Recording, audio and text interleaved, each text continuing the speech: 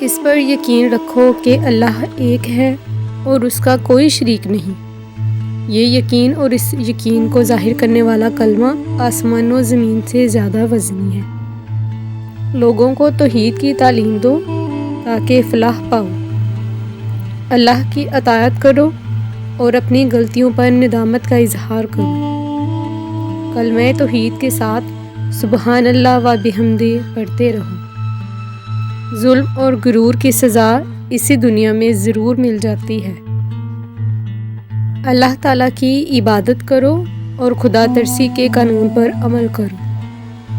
بری صحبت زہر بلاہل سے بھی زیادہ قاتل ہے، اس سے بچو۔ غرور و تکبر سے دور رہو، کیونکہ جس کے دل میں رائی کے دانہ کے برابر بھی تکبر ہوگا وہ جنت میں نہیں جائے گا۔ اللہ تعالیٰ کے ساتھ کسی کو شریک نہ ٹھہراؤ۔ خدا سے ڈرو اور اس کی اطاعت کرو۔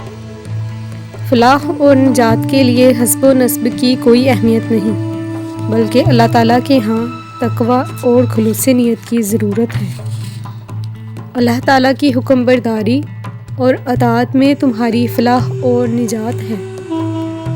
شرک سے انتہائی پرہیز کرو، کیونکہ مشرک پر جنت حرام ہے۔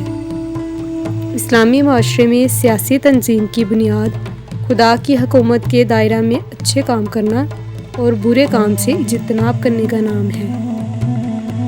ہر شخص اپنے اعمال کا خود ذمہ دار اور سزاوار ہے۔